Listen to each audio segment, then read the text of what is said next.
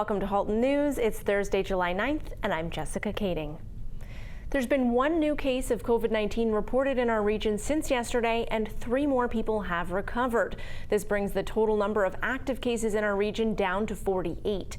11 of those active cases are in Burlington, 10 in Oakville, 23 in Milton, and there are currently only 4 active cases in Halton Hills. At a special council meeting held last night, Oakville Town Council unanimously passed a motion to ask the region to enact a bylaw that will make mask wearing mandatory in indoor public spaces. The Halton region is meeting about this possibility on July 15th, and if they decide not to enact the bylaw, the town of Oakville is prepared to put their own bylaw in place specifically for the town of Oakville. Starting today, Joseph Brant Hospital in Burlington is now requiring all patients and visitors to wear a mask. This update to their policy comes as they gradually begin welcoming visitors back to the hospital. You are encouraged to bring your own mask, but the hospital does have a supply and will offer you one should you need it. Although this approach was just announced today, the hospital says 100% of patients and visitors have already been wearing masks since June 29th. An Oakville man armed with a knife barricaded himself inside of a home yesterday. Police were called to the scene, and the roads in the area of Upper Middle and 9th Line in Oakville were closed while officers and negotiators worked towards a safe conclusion. Eventually, the male did exit the home unarmed, and he's now been charged with forcible confinement. We have a glimpse for you into the future of Milton's downtown core to show you today. The town has completed their mobility hub study, and you can expect a transit-oriented, pedestrian-friendly downtown core. One of the main goals for the hub is to accommodate over 25,400 residents and 4,000 jobs as mandated by the province. The study includes a demonstration plan that shows one way the town may look in 30 years. Here's a view of that from Main Street, keeping in mind that this plan is flexible and the area might not end up looking exactly this way.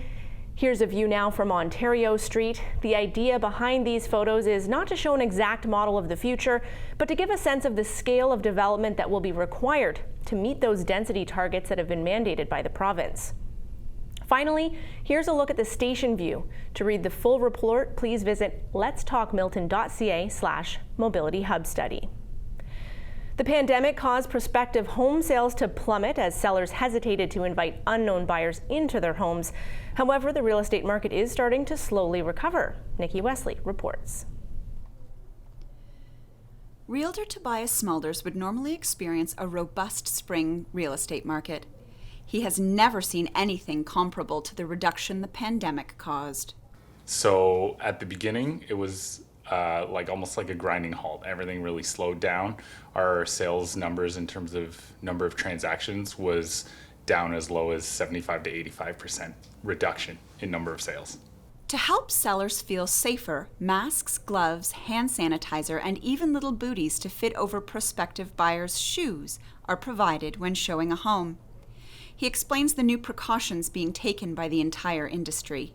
Industry-wide, that everybody goes through a screening procedure, similar questions to about feeling well, traveling times if they've been traveling, and that sort of thing, where the buyers and the showing agents and any professionals that come in, like home inspections and that sort of thing, would sign that they don't meet high-risk criteria or anything like that for transferring. Sellers we ask that they leave their lights on and the doors open so that we can limit the number of things that need to be touched. As we moved into phase 2 of recovery, June saw a 20% increase in transactions over June of 2019, and they're seeing a consistent increase in listings week to week. Phase 2 has been good. We've seen a lot of consumer confidence come back, especially in terms of people coming out as buyers. And additionally compounding that is the banks offer quite inexpensive rates, sort of, I think, to stimulate the economy as well. And the buyers are really just buying up everything. And it's been bidding wars and multiple offer situations and way over ask sale prices. Some sellers taking advantage of the hot market are opting to move to a short-term lease rather than to rush with the limited inventory. The rental leasing market has been very busy and very active, and even we have a listing that's like in competition with multiple offers for a lease just because there's a shortage, especially in the Halton region. A report put out by the Oakville, Milton, and District Real Estate Board shows May's single-family listings in Oakville were down 56.2% when compared to last year, driving the average sale price up 8%. While in Milton, new listings were down even lower, a whopping 61.4%, driving the average sale price up by 5.3%. With it being a seller's market, Smulders has advice for buyers. I would say for buyers that they should make sure that they get all of their financials in order so that they can go into something confident that they're able to purchase what they're looking to buy. It can all happen very fast. They go into a house and then it's, okay, they're doing offers tonight at 7. You have to be ready to take the plunge and know that you've done all your back end work to make sure that you're in the best position to not miss out on the home that you want to get to. Reporting for Halton News, I'm Nikki Wesley. The Oakville Chamber of Commerce has launched a new campaign to help local businesses and welcome shoppers back to the town. I spoke with Oakville Chamber's communications manager, Kristen Curry, for those details. Thank you for having me, Jessica. So it's the Mayor's Economic Task Force, which the Oakville Chamber is a part of, alongside Visit Oakville, the Economic Development Department, and Oakville's BIAs. We've launched the Welcome Back Oakville campaign to encourage our residents to support Oakville businesses, support locally, and support it safely.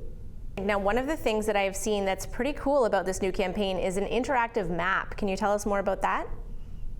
Yes, so on the investoakville.ca website, and then go /Welcome Back Oakville, you could view this interactive map.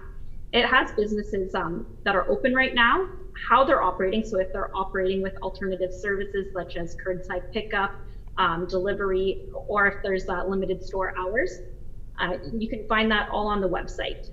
What's really neat too is you can also search by sector. So if I just want to look at what hair salons or spas are open, I can select that option, and across Oakville we'll see what businesses are open. And in addition, it will supply how they're operating, what's required, what PPE needs to be required if you need to have a face mask to enter the store, and if there's limited number of customers allowed in store. Well, that's extremely helpful, and then you don't have to individually call each place. What about a business owner who's watching and who's not necessarily involved yet? Can they get themselves on the map? Definitely. So business owners can view the map, and at the top they will see an option to add or edit a business listing to make sure that they have the most up-to-date information on there. There's also a marketing toolkit available for these businesses where they can get involved with the Welcome Back Oakville campaign. There's specific guides for retail, for hair salons, for restaurants, that they can use these ready-to-use graphics to share across their social media channels and use the hashtag Welcome Back Oakville. All the partners involved will then share that on their social media just to amplify their reach and share their voice that they are open and to welcome you back to Oakville. It's a win-win. Thank you and the Oakville Chamber for all you do to help the community get back and support local business. Thank you, Jessica. For more about the Welcome Back Oakville campaign or to use that interactive map, please visit invest.oakville.ca and click on Welcome Back Oakville. Well, a local librarian is the Man of the Year with the Ontario Library Association. Melissa Candelaria has that story. It's quite an honor to receive such recognition. Manager of Children's and Youth Services at Halton Hills Public Library, Douglas Davey, was awarded the 2020 OLA Children's or Youth Services Librarian of the Year Award by the Ontario Library Association. Davey says in order to be considered for the award, you need to be nominated. And so actually it was my boss, Jeff Cannon, the chief librarian of the Halton Hills Public Library, who nominated me. And then he let me know he wanted to nominate me, so it wouldn't be a surprise. And I was very honored that he wanted to do it. And he put together a package. He contacted different people for more information. He sent a package in, and then it goes to a review committee at the Ontario Public Library Association, and then they select. Davey was recognized for being instrumental in developing both the children's and youth areas in both the Acton and Georgetown branches. He also integrated many new programs, including adopting graphic novels into their repertoire, and is a strong advocate for the two-spirited LGBTQ+ community. Davey says he simply loves what he does. So I've been doing public library work since the mid-90s, early to mid-90s. So I've been doing it for a very long time. And no one gets into librarianship to, you don't get it for like the glamour or anything like that. It's not a glamorous profession, but you get into it because you realize that you can help people and you can enjoy doing it. So I enjoy helping people. I enjoy working in the library. I enjoy all of our media, like books and movies and stuff like that. So I get to help people, and I get to enjoy my work a lot, because I do enjoy my work a lot. So how does he feel about getting this award? Davey says it simply felt great. I would continue doing my work, whether I got the award or not. I would keep doing my best to provide great services for the community, whether I got the award or not. But getting the award is just a really nice recognition of the years of work I've put into librarianship for communities and for the profession, because I'm heavily involved with our professional body, which is called the Ontario Library Association. So I work a lot with them. So it was good to be recognized as someone who's put a lot of effort into the profession and to the community. But I also have to give all the props to the library itself, the Halton Hills Public Library, because it's a really supportive system. It gets really high marks from the public, and the staff are really engaged. And they're really interested in doing the best they can and innovating when they need to. Like during COVID, we've had to change things up, and everyone we just keep going. We want to be able to offer the best services. Although I'm not in the building very much, but I have to say it's really nice being back here in the building with the books and everything, just to feel like I'm sort of home. My home away from home is libraries, and it's nice to be back. Reporting for Halton News, I'm Melissa Candelaria. Last week, we showed you the first of 3 trails in need of a name. The city has asked residents to help decide what to call these Burlington trails. Over 300 suggestions have already been received, and the city has narrowed down the options. Today, we'll look at the other 2 trails that still need naming. The first is the Hydro Corridor Trail, north of the QEW between the North Service Road at Rolybird Park and Berwick Drive. The 3 names you can choose from include Unity Trail, a trail that connects many communities and symbolizes inclusion; Crosstown Trail, as the trail spans across most of North Burlington; or Powerline Trail, referencing the use of the land as a hydro transmission corridor. The second is the new downtown Hydro Corridor Trail east of Maple Avenue between Ontario Street and Graham's Line. The name options for this trail are the Core Trail. This one combines a double meaning of core as it relates to fitness, as well as the location of the trail. Old Rail Trail, a name that recognizes the corridor that used to have a railway running through it; or Maple Trail, as the neighborhood is commonly referred to as Maple and is close to Maple Avenue. You can continue to vote now through July 24th by visiting getinvolvedburlington.ca/namethistrail. We do need to take a short break, but stay with us. We do have a local psychiatrist up next with tips on how to prevent burnout. We'll be right back.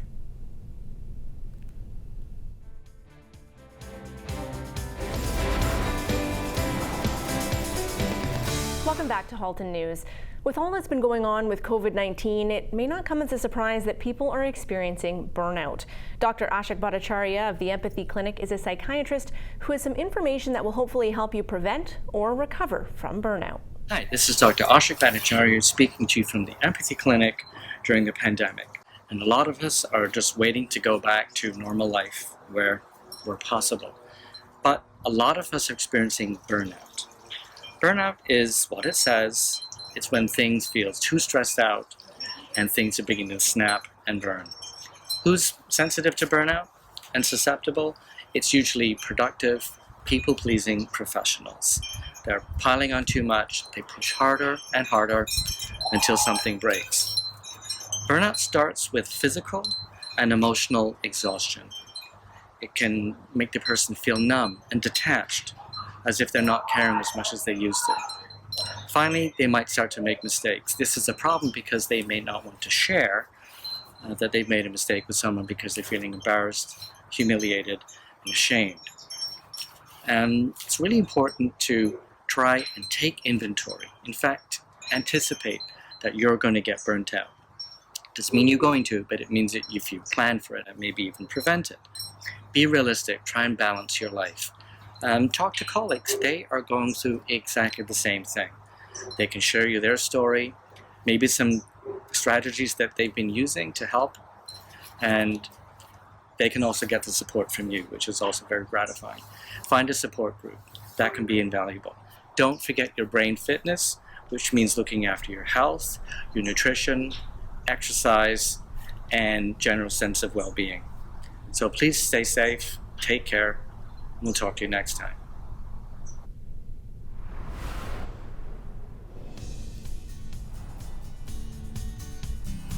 Yet another heat warning has been issued. These hot, humid temperatures are expected to continue until at least the weekend, when there's the chance a cooler air mass may start to move in. This hot, humid air has also resulted in our air quality approaching the high-risk category, and the air pollution level is high as well. Children, seniors, and those with lung conditions are especially at risk and may experience increased coughing, throat irritation, headaches, or shortness of breath. Taking a look at our forecast now, sunny skies expected Friday morning and early afternoon, followed by a mix of sun and cloud with a 40% chance of showers late in the afternoon. There's also the risk of a late afternoon thunderstorm. It will feel like 41 out there with the humidity, and the UV index will be very high at 10. Mainly cloudy skies Friday night with a 30% chance of evening showers, and the risk of thunderstorms continues into the evening and overnight. You can expect some rain this weekend. Saturday will come with a 60% chance in the afternoon and a 30% chance in the evening. On Sunday, we're expecting periods of rain in the evening, rain again on Monday, and then on Tuesday, that's only a 40% chance that we're looking at. At the moment on your screen, it says 0, but the 40% chance is in the evening.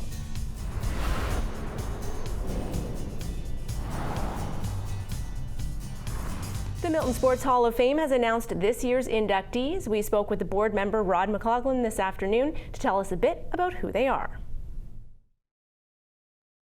Darlene Krantz, she's in martial arts, jiu-jitsu, and she's a 4-time world champion, and she's also a North American champion, I believe. She's just an incredible person. Her father, Bob Krantz, was inducted 2 years ago in 2018, and she's just a stellar candidate, obviously.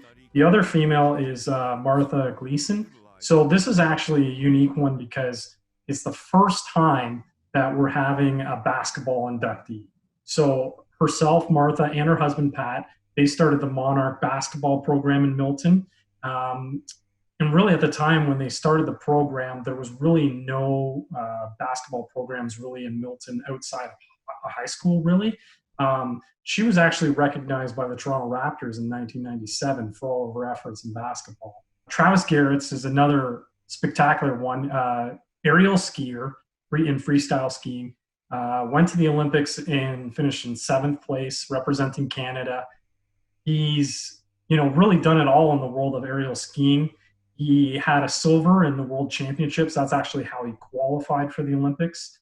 So, for me, my fondest memory of him is just how he inspired the kids in Milton. All the schools had viewing parties for the Olympics when he was competing, and it's just an incredible sport if you've never seen it, just flying up in the air off the jump and then doing these gymnastic maneuvers. It's incredible. And then we have Steve Condren. So Steve Condren is a driver in harness racing, home track being Mohawk racetrack here in Campbellville, which is part of Milton, and he won 6,859 races, just incredible. Highlight of his career, winning the $1 million Pepsi Cup. He's an incredible driver. And last but not least, Bill Rowney. So Bill Rowney has volunteered for the Ontario Minor Hockey Association for over 40 years. He was president of the Milton Minor Hockey Association, as well as a whole slew of other hockey activities. To encapsulate the whole thing, I think the reason that we're most excited about all of these inductees is hopefully they inspire the next generation, and also they bring a real sense of pride to our community. they put Milton on the map.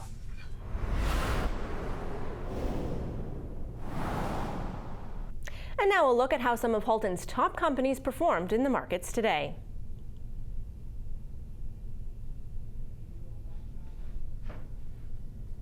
We'll be right back with an update from the Burlington Food Bank after this.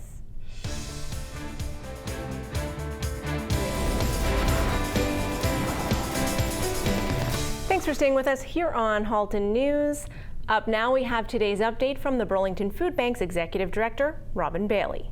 We just wanted to take a couple of seconds to thank Mayor Mary Ann Mead Ward and all of the city councilors here in Burlington for the tremendous job that they've done in supporting us at the food bank, but also supporting their community with some really tough decisions and supporting Joe Brand Hospital. I've been on the Mayor COVID Task Force from the beginning and really appreciated the conversations that we've been having and knowing how much they care deeply about the city. And we wanted to thank you just for all that you've been doing, and especially in supporting us at the food bank. And also wanted to thank Beth Martin from Burlington Together for putting together this fantastic initiative of donation of $10 from every t-shirt for the Burlington Together Facebook group that's going towards us at the food bank and supporting our community here in Burlington. If you're a runner and want to give back to one of our local hospitals, VR Pro has created the virtual race for you. The COVID-19 virtual run for our hospital will benefit Joseph Brant Hospital. $15 from each entry will go towards the hospital foundation. Additionally, each runner will receive a custom face mask and bib. For those of you who enter the half marathon, you'll also get a custom tank top showing your support for the hospital and your commitment to the race. Your run can take place anytime between now and the end of August. For more information and to register, please visit vrpro.ca/events. I'd like to thank you for watching us here tonight on Halton News. We'll be back again live tomorrow night at 5:30. You can find more on yourtv.tv. For Halton News, I'm Jessica Keating, and I thank you for watching.